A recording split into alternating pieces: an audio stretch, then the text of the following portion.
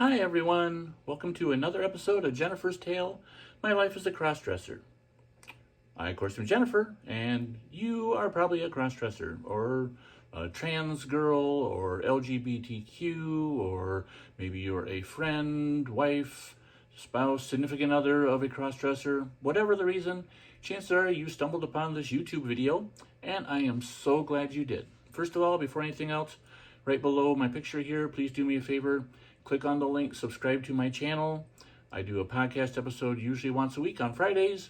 There are plenty of other previous episodes for you to check out, watch, like, comment on, all sorts of different things. I'm a crossdresser. I've been a crossdresser my entire life. Over the past 5 years or so, I've really, grabbed the horse by the reins on my crossdressing and accepted who I am, created this podcast, really worked on my look, and I am not afraid of who I am anymore. I've let my family, friends, the vast majority of people in my life know about my cross-dressing, and I want you to know you're not alone out there. There's plenty of other girls like us out there. There's nothing to be afraid of. It's hard for me to say that in this day and age, but the majority of people out there are very nice, very caring, very accepting, and you're not alone. This podcast is here to help you out. I like to talk about my life, my experiences, thoughts, hopes, dreams, desires, dressing tricks, tips, all sorts of stuff like that. And I hope you will check out this episode and previous episodes. If you're listening to this as an audio podcast, whether it's on iTunes, Spotify, iHeartRadio, wherever you download your audio podcast, please do me a favor, click on the link, subscribe to this podcast as well. Check out previous episodes. There's plenty of them for you to listen to. And above all else, I am there for you. We are all in this together. Everything I said previously applies to you as well, listening to this as an audio podcast. So, with that intro out of the way, let's get into this episode.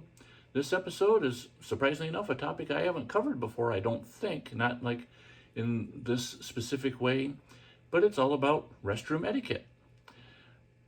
Now, jumping into this, if you are a cross-dresser like me who goes out quite a bit, whether it's going out here, there, everywhere, going out, stopping to get a coffee, going to the bookstore, going shopping at the mall, chances are at some point in time, you're going to have to use the restroom.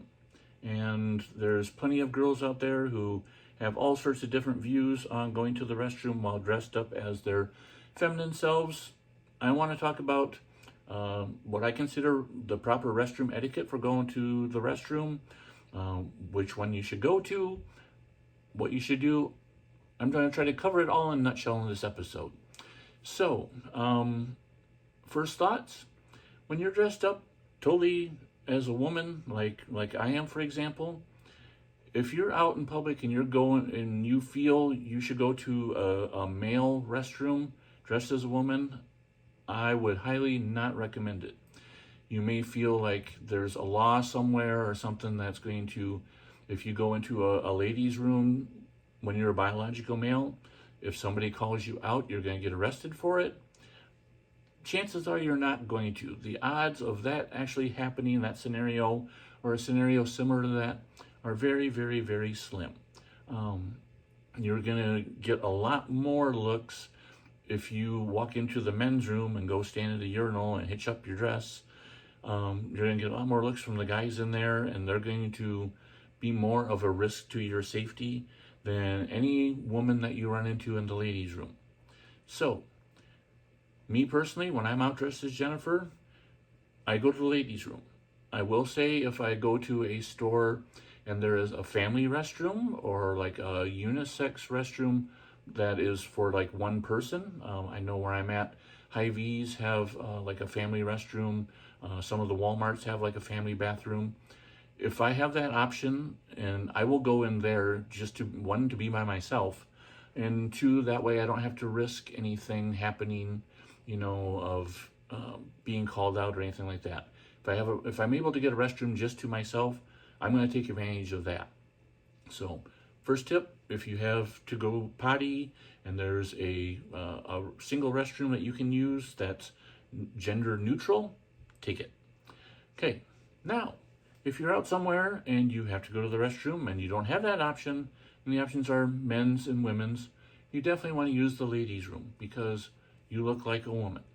Now, speaking from people I've talked to, both primarily biological women, if you go into the ladies' room, they're not scared of you, they're not afraid of you, they don't think you're a creep, they don't think you are a perv, they think you are someone who needs to use the restroom. And they're not really going to care. The most they're going to do is maybe they'll give you kind of a funny look, maybe they might smirk at you, something like that. But as long as you are just in there to do your business, they don't care. They're in there as well for the exact same reason. One nice thing about a ladies' room is there's plenty of stalls to choose from. You can always, you're not like eye to eye with somebody. You're not, there's dividers between you and the other women in there. So you can do your business.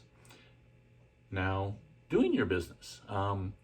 You are presenting yourself as a woman. You want to blend in with the other women who are there. So you want to do everything you possibly can to fit in. When you go into the stall, you want to make sure that you are sitting down when you go to the bathroom. No standing up. That is a guy thing only. Do not do that. Make sure you sit down. Make sure that you sit down to go to the bathroom. As simple as that. One of the things that you'll notice is that, women, the way they're biologically built, when they go to the bathroom, it's kind of noisy. It's because the water is falling from a longer distance. As a guy, if you sit down and you pee, it's not going to be all that loud because chances are the pee is hitting the side of the bowl and then running down into the water. If you are able to or have the option, maybe kind of push your penis down a little bit so that the pee is going right into the water so that it does make that sound. Otherwise, most of the girls or women that are in there aren't going to pay attention to, hey, there's a woman going to the bathroom next door to me and I don't hear pee coming out. Don't worry about it. Just do your business. I guess kind of the best rule of thumb, quick in, quick out. Make sure you sit down to go to the bathroom. Make sure that when you are done, grab a few squares of toilet paper and kind of dry yourself off. Women do that as well, so that helps you blend in. And after you get done in your stall, make sure you go and wash your hands. You might run into other women who are doing the same thing. Make sure you wash up. If a woman makes eye contact with you, just like if you are outside of the ladies' room, best rule of thumb, smile, say hi, be personable. If you're out in public and you do that, chances are people are just going to smile, nod, hi, say hello, and go on about their business. Same in the ladies' room.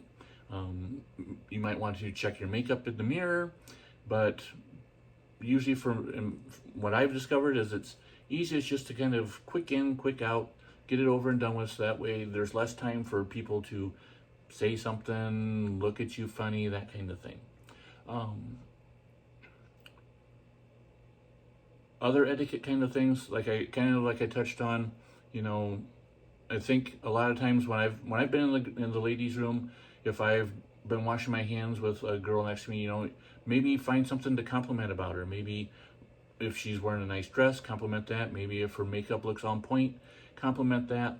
There's different things you can do to get off on the right foot with a lady who's in the ladies' room with you. Maybe they'll compliment your makeup and be friendly, be personable. Women seem to develop more of like this unwritten bond with strangers than guys do. Guys just kind of go on about their business and don't chat. Girls do. So make sure you take advantage of that. Make sure you do that. And that's about it. Going to the ladies' room is pretty simple. Times that I've gone out, a lot of times, like if I go to Barnes & Noble or to other bookstores, the ladies' room usually isn't really occupied that much. So going there to go to the bathroom or take a selfie is something that's pretty easy to do. Recently, I went to the movie theater and I decided to go see a movie as Jennifer. And trust me, after sitting in a movie for an hour and a half or 2 hours, you got to go potty as soon as you get done watching the movie. And I hurried to the ladies' room, and when I went in, I know there was a lady in one of the 4 stalls because I heard her peeing. So I just jumped into one of the stalls of my own and did my business. She came and went, and another woman came in while I was still going. I didn't even have a chance to interact with her. She went into her stall and was doing her business. By the time I got done, pulled my pantyhose up, pulled my dress down, went out, washed my hands, and was on my way. You know, it was not that big of a deal. Maybe if you go to somewhere like a casino or somewhere that's busier, you might have to either wait in line or actually have to chat with girls or that kind of thing. Like I said, chances are they're not going to worry about it. I know I've been out with friends and they've gone to the ladies' room and had absolutely no problems. So there you have it. I'd love to hear your thoughts on things, your experiences maybe. Feel free to do that all sorts of different ways. On this video, you can leave a comment underneath where you see the comment section. You can go on Facebook. There's 2 different ways to reach me there. You can leave comments on Jennifer's Tale, My Life as a Crossdresser. You can also leave comments on my regular Facebook page, which is Jennifer Hangartner, Hangartner. And last but not least, you can do it the old-fashioned way. Send me an email. Email address is Jennifer's Tale Podcast, that's all one word, @gmail.com. So, until next time, I hope this episode finds you well. I hope you are having the time of your life. Get out there, enjoy being your feminine self. And this is Jennifer saying hugs and kisses. Bye-bye.